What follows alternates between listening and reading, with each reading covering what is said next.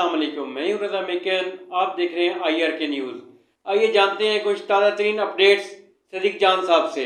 KPK में जो कुछ हो रहा है वो केपीके हुकूमत की मन मर्जी मंशा से हो रहा है, उनकी इजाजत से हो रहा है, उनकी मंजूरी से हो रहा है और तमाम केपीके के मिनिस्टर इसके ऊपर ऑन बोर्ड हैं। अगर कोई मिनिस्टर ऑन बोर्ड नहीं है तो वो खुलकर बात क्यों नहीं करता, वो कुछ सख्त एहतजाज क्यों नहीं करता, वो वजारत छोड़ क्यों नहीं देता? क्योंकि ज़ाहिर है वजारत जिनको मिली हुई है उनको पैसे भी मिल रहे हैं, मराहत भी मिल रहे हैं और बहुत कुछ उनके पास है। तो इस वक्त बड़े बड़े जो इनकलाबी हैं केपीके में, जो इमरान खान के नजरियाती कारकुन थे, नजरियाती साथी थे, वो भी उनको केपीके की वजारतों का जो खून उनके मुंह को लग गया है तो वो भी अब भड़के जरूर मारते हैं, लेकिन प्रैक्टिकल किसी एहतजाज की तरफ ना तो वो खुद जाते हैं ना लोगों को जाने देते हैं, बल्कि लोगों को यह उसी तरह से होता है जैसे जेब कुतरों को आप देखते हैं कि जेब कुतरा जो होता है उसके साथ 5-6 और जेब कुतरे होते हैं। जब जेब कुतरा पकड़ा जाता है तो 5-6 जेब कुतरे आगे बढ़ते हैं, लोगों को हटाते हैं और कहते हैं, उसको जोर से पकड़ते हैं, घसीटते हैं, कहते हैं फटो, हम इसको नहीं छोड़ेंगे। उसको 2-4-5 थप्पड़ी भी मारते हैं अपने जेब कुतरे साथी को और उसको वहां से निकालते हैं और कहते हैं हट जाओ, इसको हम नहीं छोड़ेंगे, इसको हम पुलिस के हवाले करेंगे, और वहां से उसको गाड़ी में बिठाते हैं और बचा के ले जाते हैं। यही सारा कुछ जो है वो केपीके के मिनिस्टर्स कर रहे हैं, सख्त बयान देते हैं, ये कर देंगे वो कर देंगे, और उसके बाद झाग की तरह बैठ जाते हैं। और मजाल है कि कोई सॉलिड चीज किसी भी मामले में वो प्रोटेस्ट करें, वो नहीं करेंगे, क्योंकि उनको उनके मुंह को केपीके की हुकूमत की मराद का खून लगा हुआ है। कोई मिनिस्टर भी इनमें से आप नहीं देखेंगे जो सिंसियरिटी के साथ कोई बड़ा इकदाम जो है वो करे। 1-2 दिन आपको भड़के नजर आएंगी, उसके बाद फिर झाग की तरह बैठेंगे और खामोश हो जाएंगे। उसके बाद अलीमा खानम साहब ने कहा कि इमरान खान क्रिकेट की तबाही पर बहुत दुखी थे। उन्होंने कहा कि मोहसिन नकवी ने क्रिकेट को बर्बाद कर दिया है। 2021 में पाकिस्तान ने भारत को 10 विकेटों से हराया था। उसके बाद उन्होंने कहा अब पाकिस्तान की क्रिकेट टीम एक ही सूरत में जीत सकती है अगर जनरल आसिम मुनीर और मोहसिन नकवी ओपनर हो और अंपायर जो है वो सिकंदर सुल्तान राजा हो। थर्ड नहीं, अंपायर क्योंकि 2 होते हैं तो सिकंदर सुल्तान राजा और काजी फायजी से अंपायर हो, और थर्ड अंपायर जो है वो जस्टिस डोगर हो, तो ही पाकिस्तान जो है वो मैच जीत सकता है। इसमें एक इमरान खान साहब नाम मिस कर गए, किसी न किसी वक्त वो उनको डोगर से ज्यादा जो नाम लेना चाहिए वो जस्टिस याहिया खान का नाम लेना चाहिए, क्योंकि डोगर को लाने वाले, अदालतों को बर्बाद करने वाले 53 जज नून लीग पीपल्स पार्टी और इस निज़ाम की मर्जी के लगाने वाले वो जस्टिस याहिया खान है। जस्टिस डोगर को ट्रांसफर करके इस्लामाबाद हाईकोर्ट लाने वाले जस्टिस याहिया खान है।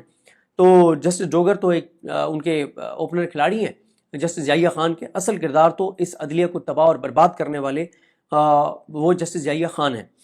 उसके बाद इमरान खान कहते हैं कि मोहसिन नकवी क्रिकेट को ऐसे चला रहा है जैसे जनरल आसिम मुनीर पाकिस्तान को चला रहे हैं। क्रिकेट का वही हाल कर दिया गया है जो मुल्क का हाल कर दिया गया है, और फील्ड मार्शल जो कुछ कर रहे हैं वो अपनी कुर्सी मजबूत करने के लिए कर रहे हैं। और उन्होंने अब तक क्या क्या किया, तो इमरान खान कहते हैं कि मुझे पाकिस्तान के लोगों ने 8 फरवरी को 2 तारीख अक्सरियत दी, लेकिन फिर हमारा वोट चोरी कर लिया गया, लोगों का वोट चोरी कर लिया गया और चोरों को मुसल्लत कर दिया गया। इमरान खान ने कहा कि मुशर्रफ भी डिक्टेटर था, लेकिन मुशर्रफ जो डिक्टेटर था, एक तो उसने मीडिया को आज़ाद रखा हुआ था, दूसरा वो क्योंकि शरीफ खानदान का जरदारी का इंतसाब कर रहा था तो लोग उसके साथ थे। और अब जो इस्टेब्लिशमेंट है और उसकी क़यादत है, उन्होंने चोरों, डाकुओं और लुटेरों को मुल्क पर मुसल्लत कर दिया है।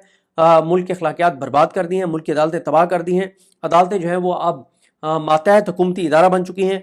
उन्होंने फिर एक बड़ी इंपॉर्टेंट बात की है कि आसिम लॉ के तहत के आसिम लॉ के जरिए के को मानते हुए जो जज जो हैं, जो बेज़मीर जज हैं, वो जो काम कर रहे हैं आसिम लॉ के तहत, वो ये याद रखें कि पाकिस्तानी कौम और तारीख इन जजेस को कभी माफ़ नहीं करेगी। 27 सितंबर के जलसे पे इमरान खान साहब का बहुत फोकस है और उन्होंने कहा है कि ये पाकिस्तान के लोगों को कहा है कि आप निकलें, आप आएँ, आपने पाकिस्तान को आज़ाद कराना है, आपने पाकिस्तान की अदलिया को आज़ाद कराना है, आपने पाकिस्तान में आइन और कानून को बहाल करवाना है, तो आप आइए। और इमरान खान ने कहा कि अली अमीन गंडापुर को पैगाम दें कि अली अमीन गंडापुर और जुनैद अकबर मिलके और इस जलसे को कामयाब बनाएं। इमरान खान ने कहा है कि अपनी पार्टी से कहा है कि आप 3 साल से इस्टेब्लिशमेंट के साथ राब्ते में हैं, लेकिन आपको क्या मिला? हर गुजरते दिन के साथ आप पर सख्तियां बढ़ रही हैं, पीटीआई पर सख्तियां बढ़ रही हैं, मुझ पर सख्तियां बढ़ रही हैं। पीटीआई को क्रश कर दिया गया है, आपको क्रश कर दिया गया है और जुल्म बढ़ता जा रहा है। तो उन्होंने कहा कि इमरान खान ने कि ये जो कासिम खोखर पीटीआई के कारकुन जिसकी डेथ हुई है जेल में, उसके ऊपर बात की। और यहाँ पे रुक के मैं आपको एक चीज़ बता दूं कि तहरीक इंसाफ आज तक एक वाइट पेपर जारी नहीं कर सकी जिसमें बताया जाए कि कितने कारकुन पीटीआई के जो हैं उनकी जेलों के अंदर डेथ हुई, कितनों की जेलों के अंदर उनके वालदा, वालिद या बहन भाई में से किसी की डेथ हुई तो उसको नहीं आने दिया गया, और कितने पीटीआई के कारकुन ऐसे हैं जो जब जेल से रिहा होकर आए तो बाहर आए तो उनकी डेथ हो गई। आज तक पीटीआई ने इसके ऊपर नहीं कहा कि इसके ऊपर कोई कमीशन बने, कहा तो कमीशन तो नहीं बनेगा, लेकिन ये जरूर है कि कम अज कम एक नैरेटिव बनेगा और ये निज़ाम नंगा होगा। लेकिन पीटीआई ये कि बाहर क़यादत ये काम नहीं करती, क्योंकि मैं उन्हें लेला क़यादत कहता होता हूँ। फिर इमरान खान साहब ने कहा है कि मैं बैरिस्टर घोर علی امین گنڈاپور اور بیرسٹر سیف کو ہدایت کرتا ہوں کہ وہ اسٹیبلشمنٹ سے رابطے مکمل طور پہ جو ہے وہ ختم کر دیں، اور اسٹیبلشمنٹ نے جو بھی بات کرنی ہے مجھ سے اگر بات کریں، اور آپ لوگ جو اسٹیبلشمنٹ سے بات 3 سال سے کر رہے ہیں اس سے کوئی آپ کو فائدہ نہیں ہوا، پی ٹی آئی کو کوئی فائدہ نہیں ہوا، بلکہ اس سے ہمیں نقصان ہوا ہے کہ ہمیں کرش کیا جا رہا ہے۔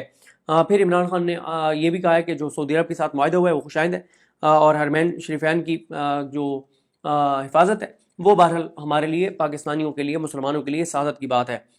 پھر عمران خان صاحب نے بہرحال عمران خان صاحب کا مین جو فوکس ہے وہ ہے 27 سپٹمبر کے جلسے پر۔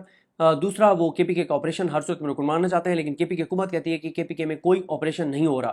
کے پی کے کی گورنمنٹ اور عمران خان ایک پیج پر نہیں ہے، یہ الگ الگ پیجز کے اوپر ہیں۔ بہرحال اینڈ میں علامہ راجہ ناصر عباس صاحب کا بھی ایک ٹویٹ پڑھنا چاہتا ہوں، یہ ہے تو پرانا 2-3 دن پہلے کا ہے، لیکن یہ بھی سعودی عرب والے معاملے سے ریلیونٹ ہے۔ وہ کہتے ہیں کہ میں بحیثیت ایک پختہ یقین رکھنے والے مسلمان اتحاد اور دشمنوں کے مقابلے کے لیے مکمل تیاری کو ضروری سمجھتا ہوں۔ پاکستان اور سعودی عرب کے مابین ہونے والے دفاعی معاہدے کا خیر مقدم اور اس کی حمایت کرتا ہوں۔ یہ بالکل اسی ہدایت کے مطابق ہے جو قرآن کریم نے سورۃ انفال میں دی ہے، اور اے ایمان والو اپنے مقدور بھر ان کے مقابلے کے لیے قوت اور جنگی گھوڑے تیار رکھو، تاکہ اس کے ذریعے تم اللہ کے دشمنوں اور اپنے دشمنوں کو اور ان کے علاوہ دوسروں کو بھی خوف زدہ رکھو جنہیں تم نہیں جانتے لیکن اللہ جانتا ہے، اور اللہ کی راہ میں جو کچھ بھی تم خرچ کرو گے وہ پورا تمہیں دیا جائے گا اور تم پر کوئی ظلم نہ ہوگا۔ آگے علامہ راجہ ناصر عباس صاحب کہتے ہیں کہ یہ معاہدہ یقیناً ایک اہم اور تاریخی قدم ہے، لیکن حتمی رائے قائم کرنے سے پہلے چند سوالات پر وضاحت ضروری ہے۔ کیا یہ معاہدہ واضح طور پر پاکستان اور سعودی عرب کو اسرائیلی جارحیت کے مقابلے پر پابند کرتا ہے، یا اس کے دوسرے اسٹریٹجک مقاصد بھی ہیں؟ کہ کیا صرف یہ سعودی عرب کے خلاف ہے یا کوئی اور بھی ملک؟ یعنی اگر یمن کے ساتھ سعودی عرب کی لڑائی ہوتی ہے، ایران کے ساتھ ہوتی ہے، کسی اور ملک کے ساتھ ہوتی ہے، تو وہاں بھی پاکستان ان کا ساتھ دے گا۔ پھر وہ کہتے ہیں کہ اس معاہدے کے تحت جارحیت کی تاریخ کیا ہوگی؟ کیا یہ معاہدہ خطے میں امریکی فوجی اڈوں پر مسلم ممالک کے انحصار کو کم کر سکے گا، یا پھر یہ صرف مغربی اتحادوں کی تکمیل کا ذریعہ ہوگا؟ دوسرے مسلم ممالک اس معاہدے کو کس نظر سے دیکھیں گے اور اس پر کس طرح کا رد عمل دیں گے؟ کیا یہ معاہدہ ایک وسیع مسلم اتحاد میں تبدیل ہو سکتا ہے جو مشرق وسطیٰ کی سیکیورٹی کا نقشہ بدل دے اور اسرائیل و مغربی غلبے کو کمزور کرے؟ یہ نہایت اہم سوالات ہیں جو اس شراکت داری کے اصل دائرہ کار اور مستقبل کا تعین کریں گے۔